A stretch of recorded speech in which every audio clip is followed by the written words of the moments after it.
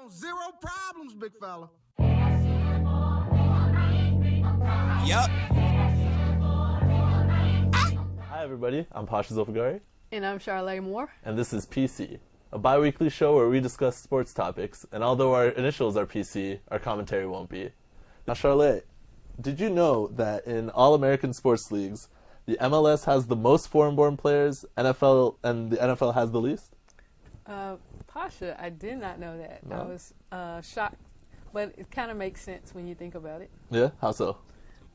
Well, when you think about who's in the league and think about NFL is pretty much an American sport, it makes sense that soccer would be leading and that the NFL would be least behind.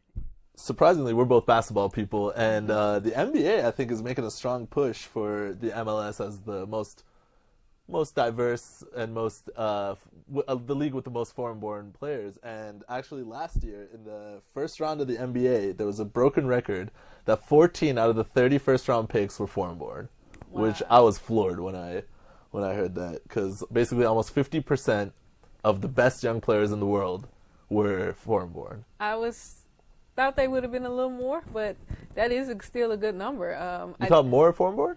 Yeah. Oh, okay. I just see, especially since they're now playing a lot of games overseas, and the whole new scheduling of having more preseason games. Yeah. I thought that meant that they were also starting to recruit or scout and draft more foreign players. But I mean, that's still a good number. So yeah. I'm not saying that they're the NFL, but I was happy to know that they're expanding the horizon. The only thing is that mean that basketball talent is gonna be hurt from that? But I know that's a whole different story and topic. And speaking of the NBA as a foreign league, they've recently in news with the travel ban put up by an executive order through the office of President Trump.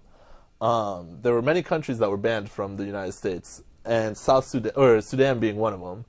And we have two players, Thon Maker and Luol Deng, who are both from South Sudan. I actually read it online and called it. So what did you think? How did you think they responded and supported their players? Well, in general, the NBA is a very progressive, I would say very forward-moving league in terms of civil and social rights in the world. Like, for example, you saw that the All-Star game got moved from Charlotte because North Carolina had a ban there was a bathroom ban for transgender people.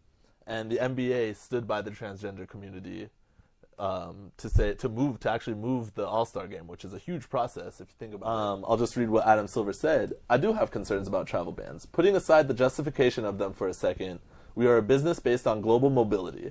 As I said earlier, 25% of our players were born outside the U.S. We do a tremendous amount of business on a global scale. And I kind of like his response because although he's not coming at it from a social angle, he's still arguing against the ban. And he's doing it in a business sense, which no matter where you fall on the political scale, everyone knows the language of money. But there were also some other players and other athletes that were impacted by the travel ban. Yeah. And I know you mentioned to me off air, you're talking about the wrestlers and Iran. What was your thoughts and takes on far as Iran lifting up their ban? Well, I'm Iranian American, for you guys who don't know, so I do follow the news that revolve around that country. So after President Trump established his executive order to ban travelers specifically from Iran, but 6 other countries as well, the Iranian government came back and placed a ban on all United States travelers, or travelers from the United States. And it wasn't until the wrestlers of Iran made a whole push, and then their higher-ups made that push as well to allow American wrestlers to enter the country because they didn't want to call themselves champions unless they faced the United States, which is obviously a very strong wrestling country. You see this phenomenon of sports building bridges that politicians have either destroyed or refused to build. We know the power of sports, and we know how it's a universal language, just like love. So I think it's great that the sports world is impacting and leading by example of how our politicians and politics should be ran. What also was interesting about that is I learned that the wrestling community in Iran had just accepted their first woman to enter into the arena in 2014.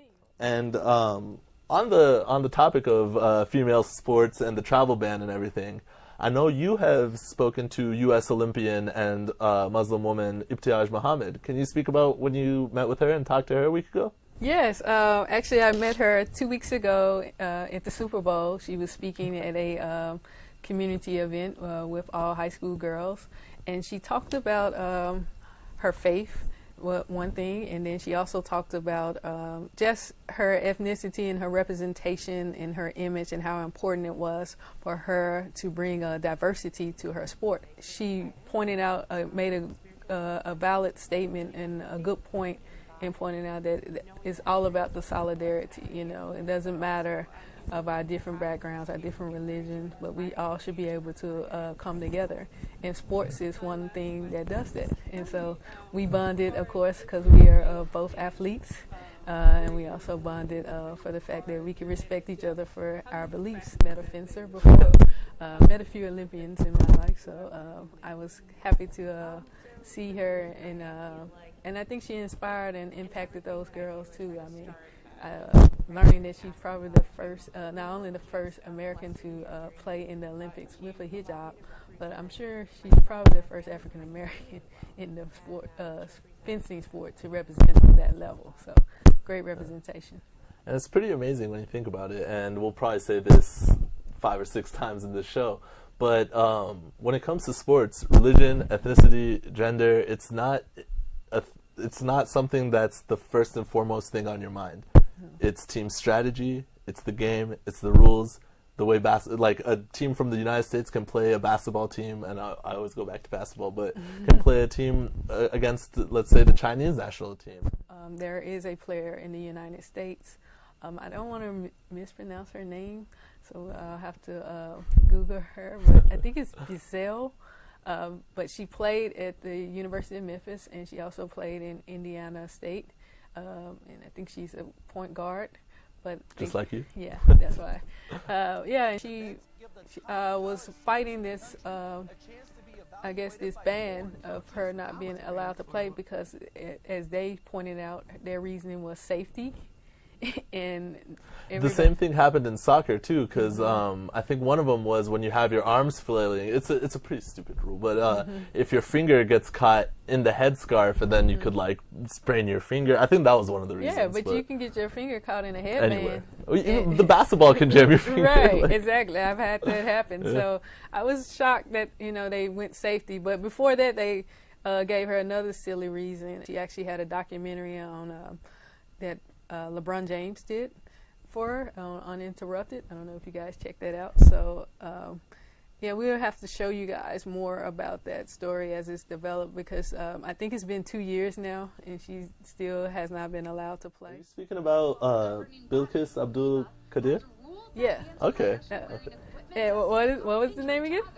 I hope I'm saying it right. Bilkis Abdul Okay, Qadir. Bilkis. Okay, yeah, that's her. The issue of wearing a headscarf around the world, whether it's the burkini issues, FIFA women's for wearing a hijab, and in basketball. But again, it's in the world of sports, these are things that are important and do get discussed.